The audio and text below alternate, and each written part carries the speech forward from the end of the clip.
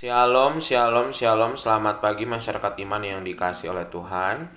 Em, Ahli, kita kalau mengerjakan sesuatu itu biasanya percayakan sama yang ahli. Kalau mau tambal ban, kita bisa. Tapi biasanya kalau misalnya ada kasus-kasus khusus, kita pasti ke tukang tambal. Kalau AC kita bisa bersihin sendiri, bisa. Tapi lebih baik kalau ada yang bersihin. Kita misalnya kipas angin atau setrika rusak, kita bisa benerin. Tapi kita lebih percaya kalau orang elektronik yang lebih menguasai. Nah, kalau manusia aja kita masih mencari yang ahli, apalagi tentang hidup ini. Yang paling ahli tentang hidup ini adalah Tuhan kita. Maha kasih yang ilahi, dialah yang paling berkuasa, dia yang menentukan tentang hidup kita dan seharusnya kita percaya dan berserah kepadanya. Mari bersama-sama kita pujikan Kidung Jemaat 58, Kidung Jemaat 58, bait pertama dan yang kedua, Maha Kasih yang ilahi. Kidung Jemaat 58, bait pertama dan kedua, Maha Kasih yang ilahi.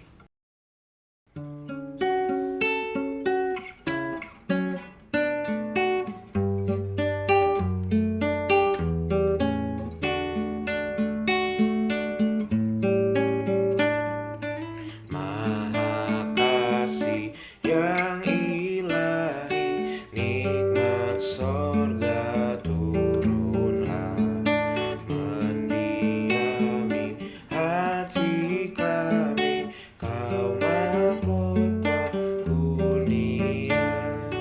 Yesus kau berlimpah rahmat, sumber kasih yang besar, datanglah membawa selamat bagi kami yang gentar.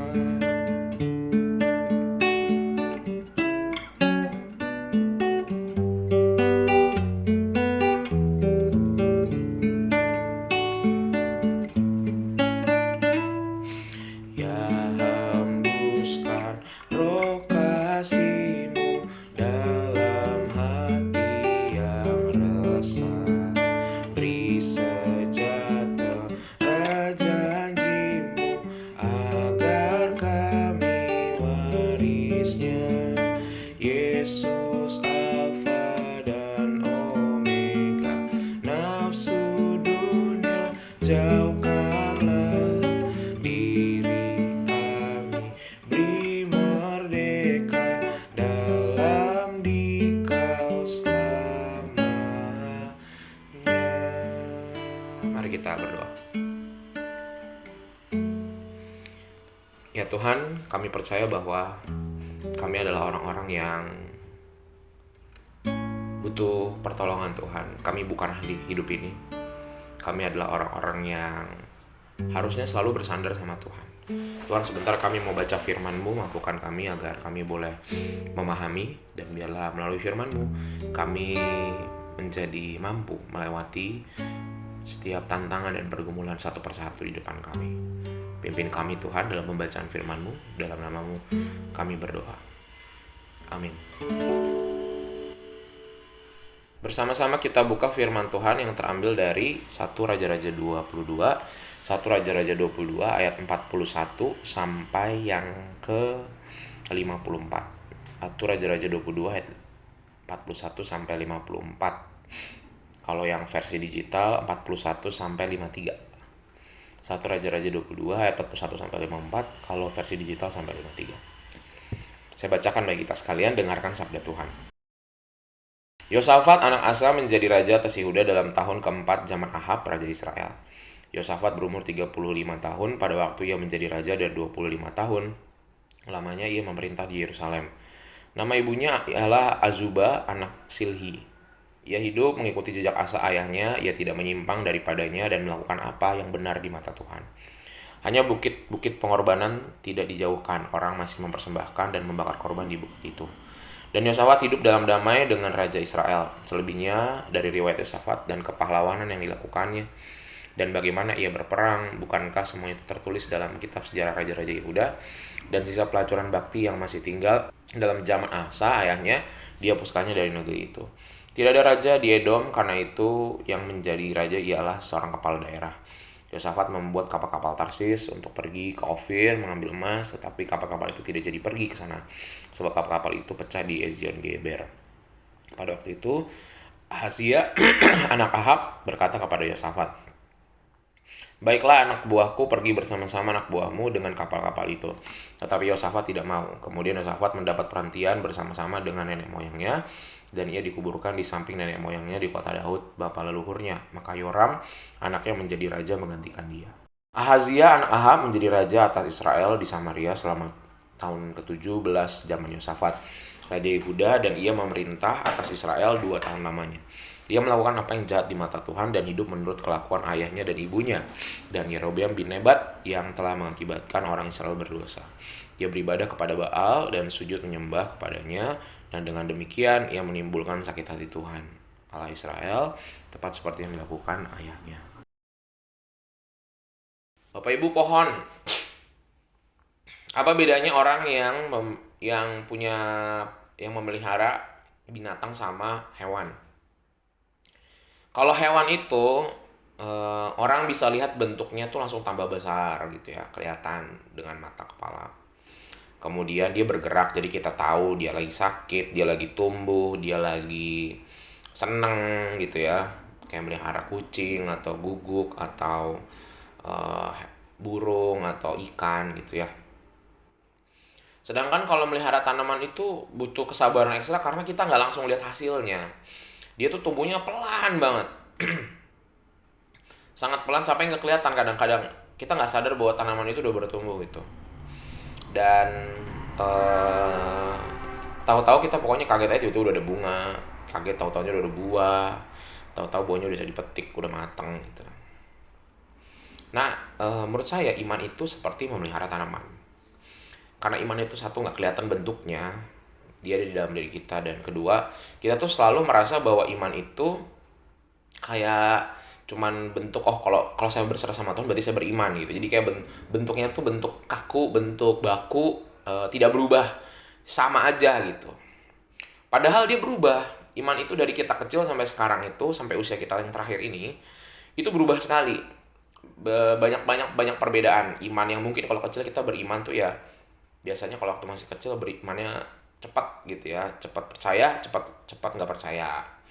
Terus dikit-dikit percaya tapi dikit-dikit marah, atau misalnya kecewa, atau misalnya sedih sama orang tua gitu ketika apa yang dimau tidak dituruti. Nah, kalau udah tambah dewasa, iman itu biasanya untuk jadi percaya lebih susah, prosesnya lebih lama, tapi kalau udah sekalinya percaya akan percaya terus gitu. Nah, iman bertumbuh Bapak Ibu, dan iman itu harus dipelihara. Jadi bukan hanya Tuhan mengaruniakan iman sama kita, tapi kita juga punya tanggung jawab untuk memupuk dan juga membesarkan si iman ini. Setiap kali kita habis lewat satu pergumulan dengan setia, imannya bertumbuh. Nah, kalau kita tidak setia melewati pergumulan itu, imannya di situ-situ aja. Sehingga kalau masalahnya datang berikutnya lebih besar, biasanya kita akan lebih gampang goyang. Nah, Bapak Saudara, ini juga yang terjadi dalam kehidupan raja-raja Yehuda dan Israel. Israel Utara dan Selatan. Ya, di bacaan kita itu ada dua sosok, yaitu Yosafat dan Ahazia. Yosafat ini anak Asa, Ahazia anak Ahab. Yosafat Israel Selatan itu atau yang disebut Yehuda, Ahazia ini Israel Utara. Dan Yosafat ini konsisten menurunkan iman bapaknya Asa. Asa ini adalah raja yang baik dan hidup seturut kehendak Tuhan, hidup menurut perintah Tuhan. Walaupun dua raja ini masih belum sepenuhnya menumpas semua penyembah Baal, tapi mereka sudah hidup seturut kehendak Tuhan. Mereka tidak menyembah Baal. Dia dan kerajaannya bisa dibilang ya hampir 70% orang Yehuda itu tidak menyembah Baal gitu. Beda dengan Israel Utara. Kalau Israel Utara masih banyak sekali. Justru 70% menyembah Baal, 30% yang masih taat. Jadi bisa dibilang Yosafat ini meneruskan dan mewariskan iman Asa. Sedangkan Ahazia dia meneruskan iman dari Ahab yang ngakalin Tuhan, mencoba sana sini tanpa sepengetahuan Tuhan. Jadi kita bisa lihat kontrasnya Yehuda sama Israel ini. Jadi dari titik awalnya ini, itu kenapa akhirnya Israel itu jadi Samaria. Ya, di Perjanjian Baru tuh orang yang dianggap beringas, yang dianggap nggak percaya Tuhan, yang dianggap kriminal gitu. Ya walaupun nanti Tuhan akan memecahkan stereotip itu atau cara pandang penghakiman seperti itu kepada orang-orang Israel dan Samaria, tapi itu yang diwariskan bukan tanpa sebab. Kenapa orang bisa berpikir Samaria itu jelek? Karena apa yang diwariskan oleh Raja Ahab dan lainnya, dan betapa bengis dan ngerinya mereka ketika memerintah juga semaunya, ngambil hidup orang sembarangan, ngebunuh orang sembarangan, mencuri dan segala macamnya. Bener-bener kayak bandit lah, perampok gitu. Kerajaannya koboi banget. Nah, eh, bicara soal Yosafat dan ayahnya Asa, ini yang membuat kita bahwa oh rupanya eh, iman itu harus dipelihara, dikonsistenkan gitu ya. Dan peralihan dari Asa Yosafat ini, bisa aja anaknya bandel, dan kelihatan kok banyak raja yang anak sama bapaknya tuh beda banget. Bapaknya taat, anaknya bandel, atau ada yang bapaknya bandel, anaknya taat. Nah, Asa dan Yosafat ini berhasil mewariskan hal baik, konsisten. Kenapa bisa? Bukan karena imannya timang puh, emang mereka imannya bagus, udah pasti bagus. Enggak, diperjuangin. Asa dan Yosafat sama-sama berjuang. Mereka membangun relasi yang baik dengan Israel Utara. Mereka juga mencoba terus untuk merangkul Israel Utara gitu, walaupun mereka udah berpisah dari zaman orang tua mereka, Rehabeam dan Yerobeam, tapi mereka mencoba menjaga itu, dan juga mereka bangun relasi baik sama Tuhan.